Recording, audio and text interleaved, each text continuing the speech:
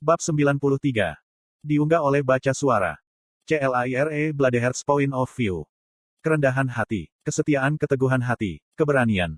Inilah kata-kata yang ditanamkan dalam diri saya bahkan sebelum saya mengerti apa artinya. Ini adalah 4 kualitas yang diperlukan untuk memiliki hati setajam pedang. Ini adalah kredo dari keluarga Bloodheart. Tidak tahu apa-apa ketika saya masih kanak-kanak, saya benar-benar percaya bahwa saya akan dapat mengikuti doktrin sakral yang dibangun keluarga saya di atas. Tidak peduli apa situasinya. Betapa bodohnya aku. Ini adalah pikiran yang mencengkeram pikiranku, membuat hatiku sakit ketika aku berdiri tanpa daya, menonton. Hanya menonton. Cukup menonton ketika Theodore dipukuli dan dibakar hingga dalam kondisi yang tidak dapat dikenali. Cukup menonton ketika Elia tanpa rasa takut mencoba untuk menentang, meskipun tanpa bantuan, sosok yang sangat kuat yang hanya bisa saya serahkan dan berharap. Berharap bahwa saya entah bagaimana bisa keluar hidup-hidup.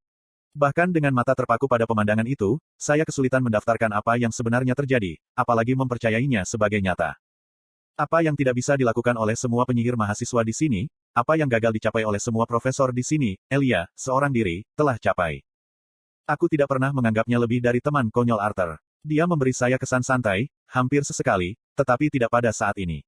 Setelah mengutuk keras pada Lukas, sikapnya berubah menjadi seseorang yang tidak bisa dikenali. Meskipun dia tidak berpikir dan sangat marah, teman bodoh itu menunjukkan apa yang tidak bisa saya lakukan. Seolah-olah tangisan marah Elia telah melepaskan jiwanya, tubuh Elia tampak hampir tak bernyawa ketika bahunya merosot dan kepalanya membungkuk ke depan. Mau tak mau aku memalingkan muka ketika tiba-tiba ledakan duri logam hitam keluar dari tanah.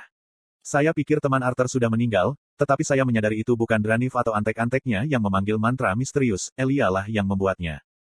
Mantra yang dia gunakan saat itu tidak biasa, hampir tidak alami, tapi itu ketika dia meletakkan telapak tangannya di permukaan penghalang, ketika sihir api hitam mulai melilit di tangannya, melelehkan penghalang transparan seperti itu adalah mentega, bahwa flu dingin mengalir di tulang punggungku. Melihat sihir misterius menghancurkan sesuatu dengan begitu mudah ketika bahkan tidak semua profesor yang digabungkan dapat menggaruknya, saya merasakan harapan. Mungkin dia akan bisa mengakhiri ini. Saat itu juga, di samping perasaan harapan ini, saya merasakan penghinaan yang hampir nyata bagi diri saya sendiri. Aku menunduk untuk menyadari bahwa tanganku secara tidak sadar mencengkeram gagang pedangku.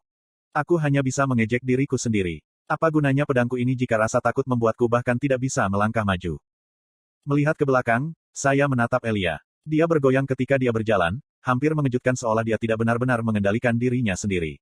Siapapun yang mencoba dan menentangnya hampir secara langsung ditusuk oleh lonjakan hitam. Kecepatan di mana setiap mantra dilemparkan seharusnya tidak mungkin terjadi. Mereka bahkan tidak bisa disebut mantra, tetapi lebih dari mekanisme pertahanan otomatis. Aku belum pernah mendengar hal seperti ini sebelumnya, apalagi melihatnya dengan mataku sendiri, sihir yang sangat tidak wajar. Jahat, jahat. Yang membingungkan saya, dan mungkin semua orang yang hadir, adalah bagaimana Dranif bersikap terhadap Elia. Elia membunuh binatang buasnya kiri dan kanan, dia sudah membunuh 3 bawahan berjubahnya. Dia seharusnya marah, benar-benar marah kepadanya karena menentang rencananya, tetapi sebaliknya dia tampak takut. Aku hanya bisa memahami sebagian dari apa yang dikatakan Dranif kepada Elia ketika dia dengan jujur mengabaikan dalang bencana ini, berjalan menuju Lukas. Saya mendengarnya beberapa kali mengulangi bagaimana dia tidak tahu. Saya juga berpikir saya mendengar dia menyebut Elia sebagai Tuan. Tidak, itu tidak mungkin benar. Setelah upayanya yang tidak berguna untuk menenangkan Elia, Dranif mulai meneriakkan perintah kepada para antek berjubahnya, menyuruh mereka untuk tidak menumpangkan tangan pada Elia. Itu adalah pemandangan yang aneh ketika sesama siswa kami berusaha membunuh sekutunya tetapi pemimpin itu memerintahkan sekutunya untuk tidak melawan. Iklan. Murid-murid lain bingung dengan semua ini, tidak yakin apa yang harus dilakukan, beberapa menyuarakan keraguan mereka tentang apakah dia benar-benar di pihak kita, mungkin curiga bahwa Elia sebenarnya bersekutu dengan Dranif. Ini sampai dia pingsan di tanah, upaya terakhirnya untuk membunuh Lukas akhirnya tidak berhasil. Sementara pada awalnya, kami terlalu kaget dengan kemarahan Elia yang tiba-tiba dan menunjukkan kekuatan samar untuk bergerak, beberapa profesor cukup tenang untuk menyadari bahwa fraktur penghalang yang dibuat oleh Elia setidaknya memberi kami kesempatan untuk melawan. Pikiran ini sudah terlintas di benak saya. Saya tahu bahwa dengan semua binatang buas mana yang mati atau terluka parah dan Dranif sebagian sibuk dengan tubuh Elia, sekarang adalah kesempatan sempurna untuk membalas. Saya tahu ini, namun kaki saya tetap terpaku ke tanah di bawah saya. Saya tahu ini, namun saya masih takut. Murid, jelas jalannya. Seorang profesor misterius memimpin sekelompok kecil profesor menuju lubang di penghalang. Para siswa dengan linglung melangkah keluar. Sementara banyak yang terlalu berkecil hati untuk mau bergabung dengan mereka dalam perang salib mereka, citra kepala Doradrea yang hancur dan tubuh Theodore yang tak bernyawa terbakar dalam pikiran mereka, beberapa siswa masih mengumpulkan keberanian untuk mencoba dan bergabung dengan mereka. Clive adalah salah satunya. Saya melihatnya berlari ke arah para profesor, tangannya sudah memegang busur dan panahnya, tetapi profesor di belakang menghentikannya untuk pergi bersama mereka. Bodoh, bisikku pelan. Itu masih tanpa harapan. Apakah para profesor berpikir bahwa mereka sekarang bisa mengalahkan Dranif? Mereka seharusnya tahu lebih baik dari kita. Apakah rasa kewajiban mereka yang mendorong mereka ke kematian seperti ini? Ataukah kebanggaan mereka mencegah mereka menjadi rasional? Apakah bersikap berani mirip dengan kematian orang bodoh? Apakah itu yang diinginkan Credo Bladeheart dari saya? Katin pasti mendengarku. Mata merahnya masih bergetar, menatapku, seolah aku punya jawaban. Tetapi saya tidak melakukannya. Aku tahu batasku dan aku tahu hanya sebagian kecil dari apa yang mampu dilakukan oleh musuhku dan bahkan itu sudah cukup untuk merampokku kepercayaan diri untuk menghunuskan pedangku. Seperti dari cerita yang terlalu sering digunakan ibuku untuk selalu membacakan kepadaku sebelum mengirimku ke tempat tidur, para profesor berbaris menuju fraktur di penghalang seperti pahlawan dalam ekspedisi untuk menyelamatkan sang putri dari penyihir jahat. Saya bisa melihat profesor misterius, yang kelasnya saya ambil semester lalu, dalam memimpin. Di belakangnya adalah profesor formasi mantra yang mengajar adik kelas. Ada satu profesor yang tidak bisa saya kenali mengikuti beberapa langkah di belakang dengan tongkat kayu bengkok. Kemudian bergabung dengan Profesor Glory. Dia memandangku dan memberiku anggukan kuat sebelum mengeluarkan pedang kedua dari cincin dimensinya. Tampilan yang dia berikan padaku kemudian membuatku merinding. Itu adalah pandangan yang belum pernah kulihat sebelumnya, tetapi yang naluriku tahu, itu adalah penampilan seseorang yang menerima kematiannya. Credo Bladeheart mencakar jalannya ke dalam pikiranku. Kerendahan hati, kesetiaan, keteguhan hati, keberanian. Sial. Memikirkan hal ini menyebabkan campuran emosi dalam diriku, frustrasi, karena tidak memiliki tekad dan kesetiaan yang harus ditampilkan oleh Bladeheart untuk akademinya, memalukan, karena tidak memiliki keberanian untuk bertarung bersama mereka, dan ketidaktahuan, karena dengan bodohnya meyakini bahwa aku memiliki apa yang diperlukan untuk menjadi pemimpin komite disiplin. Untuk menjadi seorang Bladeheart. Aku menggelengkan kepalaku dengan harapan untuk menjernihkan pikiranku yang kelam. Hidup melalui ini akan memberi saya kesempatan lain untuk menebus diri saya, bukan? Saya tidak bisa berani, setia, tegas dan rendah hati jika saya mati. Saya mengalihkan perhatian kembali ke Dranif, yang berlutut di sebelah Elia. Sepertinya dia sedang memeriksa tanda-tanda, memastikan bahwa Elia masih hidup, dengan hati-hati, hampir dengan lembut, seperti yang dilakukan seorang pelayan kerajaan untuk rajanya. Profesor kami, penyihir yang berharga di seluruh konten, segera diabaikan ketika ia membentak perintah lebih lanjut kepada bawahannya yang berjubah untuk menyiapkan sesuatu. Akhirnya, bangkit ketika dia menggendong tubuh Elia yang lemas di lengannya, Dranif mulai berjalan ke bagian belakang peron batu tempat beberapa lelaki berjubah meraba-raba sesuatu yang tampak seperti landasan yang berbentuk aneh. Lukiah, berubah rencana. Kamu akan mengurus yang dengan bodohnya mendekati dan membuang ini, dia melirik siswa yang ditangkap, matanya berhenti pada presiden dewan siswa kita, sampah. Petik 2.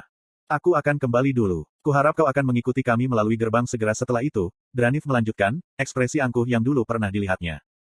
Kenapa kamu membawa itu bersama kami? Lukas mulai berkata, tetapi suaranya berakhir dengan terkesiap saat matanya melotot keluar. Arogansi di wajah Lukas membuatnya dalam sedetik ketika ia berlutut, keringat membasahi wajahnya. Anda hanyalah alat belaka. Anda akan melakukan apa yang saya katakan? Tidak ada pertanyaan yang diajukan, dan jika Anda terus menampilkan ketidaktahuan semacam ini lagi, akan ada konsekuensinya.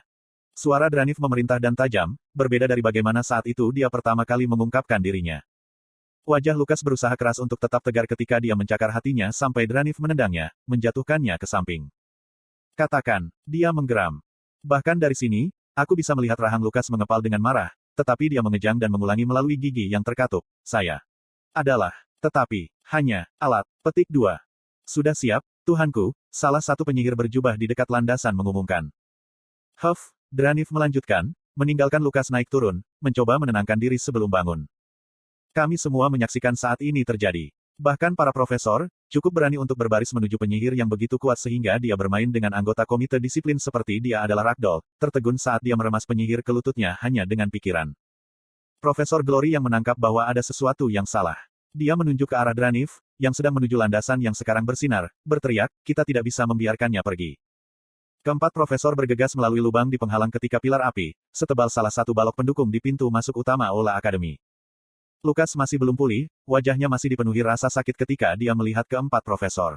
Namun, ekspresi putus asa di wajahnya hilang, ketika dia berjalan dengan percaya diri ke arah para profesor, menyulap pilar api lain menggunakan tangan yang lain. Pada saat ini, sudah terlambat. Dranif dan sekelompok antek berjubahnya sekarang pergi, membawa Elia bersama mereka, meninggalkan objek berbentuk landasan bercahaya. Lukas, beraninya siswa dari akademi ini terlibat dalam aksi terorisme semacam itu. Profesor Glory meraung saat dia memasukkan mana ke dalam kedua pedangnya. Sisa profesor juga mengangkat senjata mereka, Profesor Misterius sudah menggumamkan mantra. Seringai manik tersebar di wajahnya ketika dia mulai terkekeh, terdengar lebih seperti binatang gila daripada manusia. Berani-beraninya aku. Kamu pikir kalian berada di dekat level saya sekarang. Berani-beraninya kamu berbicara kepada saya seolah-olah kamu sederajat. Kamu hanya serangga yang perlu diremukkan. Ketika dia berbicara, mana di sekitarnya mulai berputar lebih cepat, nadi muncul di lengan abu-abu tipis Lukas. Demikianlah pertarungan dimulai. Secercah harapan, yang saya miliki sekarang setelah Dranif menghilang, memudar ketika saya melihat profesor saya dilemparkan kemana-mana. Mantra yang digunakan Lukas tidak spesial, tapi jumlah mana yang dia perlihatkan dan kontrol yang dia miliki terhadap mereka benar-benar mengerikan. Implikasi yang sederhana dan jelas dari multicasting hanya memungkinkan untuk setiap mantra yang digunakan sesuai dengan yang lain untuk lebih sulit dikendalikan dan lebih lemah dalam kekuasaan. Bahkan melemparkan dua mantra sekaligus terdiri dari dasarnya memisahkan kesadaran Anda untuk membentuk dan memanipulasi mana secara berbeda. Karena Profesor Glory lebih memfokuskan keterampilannya dalam ilmu pedang dengan augmentasi mana, dia hampir tidak bisa memulai 3 mantra sementara beberapa profesor yang lebih berpengalaman bisa melemparkan 4 mantra sekaligus. Namun, Lukas dengan mudah memberikan 6 mantra. Dia dikelilingi oleh bola api yang melindunginya dari sihir profesor manapun karena 4 mantra ofensif telah melumpuhkan profesor formasi mantra. Seorang ksatria menyala 2 meter bertarung setara dengan Profesor Glory, menjaga dia, yang berdiri sebagai garda depan, dari melindungi rekan satu timnya. Itu kejam untuk ditonton karena Lukas dengan mudah mengalahkan upaya gabungan dari 4 profesor. Untuk apa kita berdiri di sini, kita perlu membantu mereka. Suara Curtis menggugahku dari linglung. Matanya yang jernih, gemetar karena marah dan tidak sabar, mengintip ke dalam diriku. Dia benar, itu adalah tugas saya. Saya adalah pemimpin komite disiplin. Aku mengalihkan pandanganku ke menara lonceng. Saya melihat Ferit dan Tesia bersama dengan siswa lain yang ditangkap. Saya melihat Theodore, dia masih bisa hidup. Kami masih bisa menyelamatkannya jika kami bertindak sekarang. Lukas sibuk dengan para profesor dan hanya beberapa antek berjubah tetap tinggal. Itu adalah tugas saya. Namun, mengapa saya tidak bisa tetap bergerak? Apakah tubuh saya begitu terjerat dalam anggur ketakutan? Gah, tangisan menyakitkan membuat kami semua menoleh. Itu adalah Profesor Glory. Dia berbaring di tanah, menggenggam sisinya, ketika genangan darah perlahan-lahan menyebar dari bawahnya. Saya teringat bagaimana dia memandang saya sebelum melewati penghalang. Matanya memberitahuku bahwa dia tahu dia bisa mati, tetapi itu bukan ekspresi pasrah, tapi tekad. Dia benar-benar takut, tetapi dia melakukan apa yang dia bisa dengan harapan memberi siswa lain di sini kesempatan untuk hidup.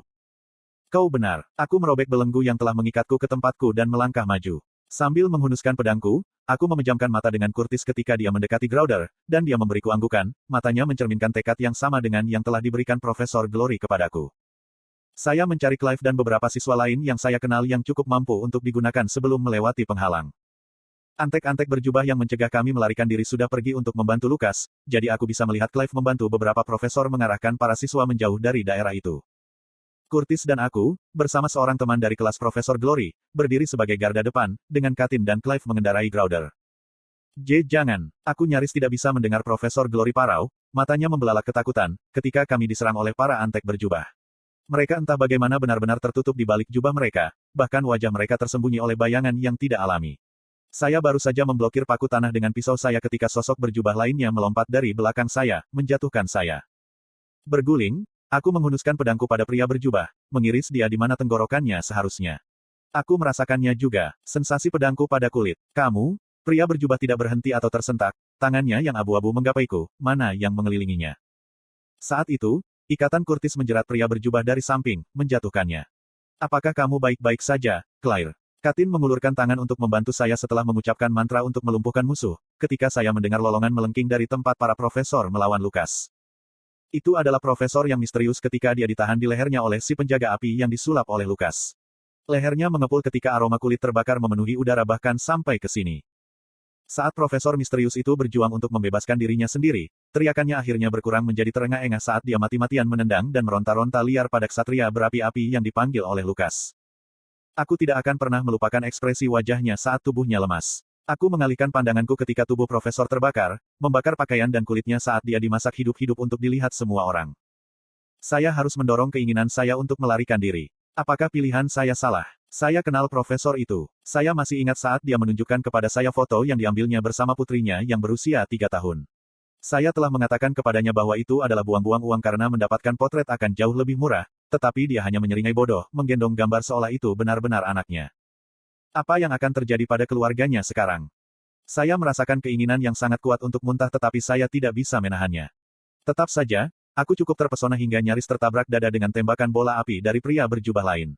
Nyaris berhasil menangkis mantra dan menendangnya pergi saat mendarat, saya menggunakan kesempatan ini untuk mengamati situasi. Itu adalah kekacauan ketika para profesor yang tidak berperang melawan Lukas mencoba yang terbaik dalam memimpin siswa yang tersisa jauh dari daerah ini. Di sekitarku, aku melihat Curtis dengan Katin mengendarai di atas Grouder. Di dekat menara lonceng, aku melihat Clive, yang baru saja mengambil Tesia dari tanah, dirobohkan oleh salah satu binatang buas mana yang terluka.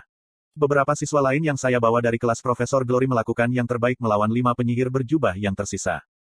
Di sebelah kananku ada 3 profesor yang tersisa, dan sekitar selusin meter jauhnya adalah Lukas, yang melawan mereka. Di antara mereka, Profesor Glory terluka parah, tangan kanannya yang berdarah menempel di tempat ginjal kanannya berada dengan tangan bebasnya nyaris tidak bisa memegang pedangnya. Sambil menggertakkan gigiku, aku berlari ke arah Clive. Saya tahu apa yang diinginkan Profesor Glory untuk saya lakukan. Saya harus menyelamatkan siswa sementara mereka membuat Lukas sibuk. Mengumpulkan mana ke dalam bilahku, aku menambah kecepatan, menggumamkan nyanyian. Burning Lens. Menyerang serigala grizzly yang telah ditembaki Clive, aku membantunya mundur ketika kekuatan yang kuat mendorongku turun dari tanah. Mata tajam Clive melebar dan bibirnya menyebut namaku, tapi anehnya, aku tidak bisa mendengar suara. Bukan hanya dia, saya tidak bisa mendengar suara apapun. Dan saat itulah saya melihat lonjakan batu keluar dari perut saya. Menjatuhkan pedangku, aku melihat ke bawah dan menyentuhnya. Ada darah. Darahku. Tiba-tiba, suara datang kembali dalam rentetan, teriakan dan jeritan memenuhi telingaku. Mataku melirik bola-balik antara tanganku yang berdarah dan paku yang keluar dari perutku. Saya ingin membalikkan tubuh saya untuk melihat apa yang telah terjadi, tetapi saya menyadari bahwa kaki saya menggantung di udara. Melihat ke bawah, aku bisa melihat lonjakan raksasa yang telah menusukku dari tanah. Aku melihat Curtis mendorong Clive yang tertegun saat dia berjalan ke arahku. Claire, aku melihat Curtis berteriak, tetapi kali ini, suaranya terdengar seperti teredam, hampir seolah aku mendengarkannya dari ruangan yang berbeda. Adegan bergerak lebih lambat ketika aku melihat Katin melompat dari Grouder dan berlari ke arahku, kedua tangannya menutupi mulutnya dengan syok. Suara Katlin sama tidak terdengar, suara teredam yang hanya berbeda nada dari suara Curtis. Saya mencoba mengatakan sesuatu, tetapi yang bisa saya lakukan hanyalah omong kosong yang basah. Saya memikirkan ayah saya, pandangan tegasnya, matanya yang sedikit terkulai dari usia. Dia adalah orang yang memberitahuku pentingnya nama Bladeheart diwakili. Apakah dia akan bangga jika dia melihatku sekarang? Persis ketika saya merasakan semuanya memudar, saya mendengarnya, auman mengental yang menembus langit. Itu adalah guntur yang dalam dan bergemuruh yang mengguncang tanah dan paku yang bersarang di tubuhku. Bahkan di ambang kematian, entah bagaimana aku masih merasa takut. Bukan jenis ketakutan yang membuat saya tidak bisa bergerak seperti sebelumnya, tetapi yang membuat tubuh saya ingin secara naluriah membungkuk hormat. Dalam keadaan hampir mati ini, aku berpikir sejenak bahwa entah bagaimana aku telah berhalusinasi suara ini, tetapi kemudian, dari sudut mataku, aku melihatnya. Sosok yang tidak salah lagi dari binatang bersayap yang setiap petualang, setiap orang, pernah berharap untuk melihatnya. Itu adalah naga. Tidak ada yang dekat dengan apapun dari gambar-gambar yang ditunjukkan ibu saya di buku-buku untuk menakuti saya sebagai seorang anak.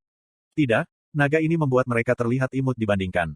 Dengan 2 tanduk menonjol dari setiap sisi kepalanya yang tajam dan mata berwarna-warni yang bisa membekukan bahkan seorang petualang veteran, itu adalah manifestasi dari kedaulatan dan keganasan. Sementara sebagian besar buku yang saya baca sewaktu kecil menggambarkan sisik naga sebagai perhiasan berharga yang berkilau, sisik naga ini begitu kaya, hitam buram sehingga membuat bayangannya tampak abu-abu jika dibandingkan.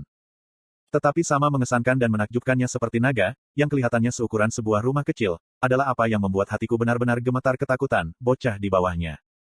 Itu adalah anak laki-laki dengan rambut pirang kemerahan dan seragam yang sudah tidak asing lagi. Setiap langkah yang diambilnya, dia berjalan dengan keyakinan yang paling halus, samar, namun kuat yang pernah saya lihat. Dan merembes dari pori-porinya adalah kemurkaan yang begitu terang-terangan sehingga saya tidak bisa takut kepada siapapun yang diarahkan. Udara tampaknya menghindari kehadirannya saat bumi di bawahnya runtuh di bawah kekuatannya. Tiba-tiba, aku tidak bisa menahan tawa tersedak pada betapa bodohnya aku karena membandingkannya dengan Lukas. Ketika indera saya meredup, satu-satunya pikiran saya adalah kelegaan bahwa saya tidak perlu menyaksikan apa yang akan dia lakukan kepada orang-orang yang melintasi jalannya. Satu-satunya penyesalan saya adalah tidak bisa melihat ekspresi kekalahan Lukas pada akhirnya.